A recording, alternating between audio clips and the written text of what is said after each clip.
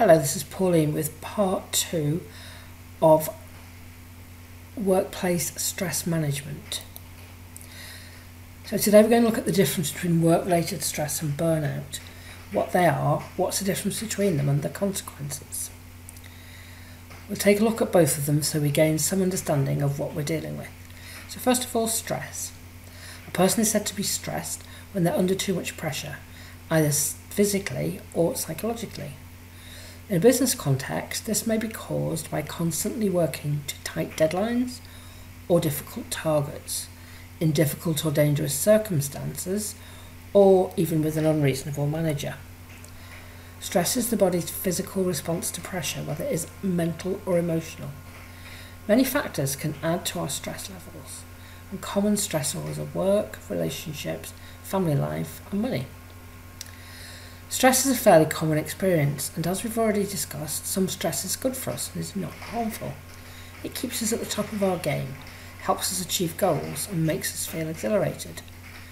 Fight or flight hormones are released when we feel under attack. They were intended to get us out of danger by preparing us for attack. In caveman days, this danger would be in the form of animal or enemy attack. Athletes, runners, and sports people actively seek this kind of bodily stress, as they love the endorphin release it gives them. Once the danger has passed, the body usually returns to normal. However, if a person is constantly under pressure, this might not be the case. The symptoms of stress may manifest as constantly worrying about problems at work and never switching off, feeling tired because the body and mind are in overdrive, leaving you drained, not getting a good night's sleep, especially at the end of your days off, dreading going to work, becoming less effective at work because being stressed makes you indecisive and also affects short-term memory and concentration, low mood and depression, lack of enjoyment of leisure time, feeling like you're on a treadmill, spending less time with your family and friends then begins to affect relationships.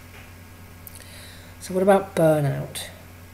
Well, burnout often takes place over a longer time period and is thought to be a result of excessive stress. The build of too much stress without let-up may cause a person to shut down or burn out. I'm going to quote now from linkedin.com Pulse, What Difference Between Stress Burnout, Dawkins Brown. Although stress is an essential prerequisite for burnout, burnout is not necessarily the result of too much stress. For burnout to occur, there must be an additional psychological factor. It's a cycle of negative emotions, paralysis and withdrawal caused by mental, emotional and physical exhaustion.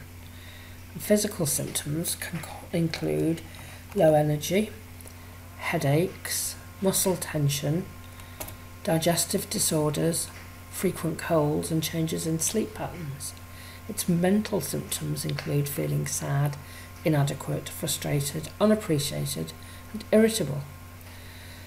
These symptoms can result in withdrawal or accidents, increased sick days, or crying. One may increase their consumption of food or alcohol to soothe themselves. So, the thing you need to appreciate as a manager is that you have the potential to intervene and prevent stress from turning into burnout. To reverse the negative cycle, the person needs to relieve the exhaustion of stress by taking control of the situation, and getting appropriate support, and overcoming the sense of helplessness. Exercise and relaxation is helpful. How can a manager recognise stress? Stress is defined in terms of how it affects a person's physical and psychological health, and occurs when the demands on a person exceeds their ability to cope, when they view a situation as too strenuous to handle, and it disrupts their psychological equilibrium. So by definition then, what is stressful for one person is not stressful for another, who may find it challenging but not stressful. So whether a person experiences work-related stress can depend on factors such as their job, their psychological makeup, their personal life and their general health.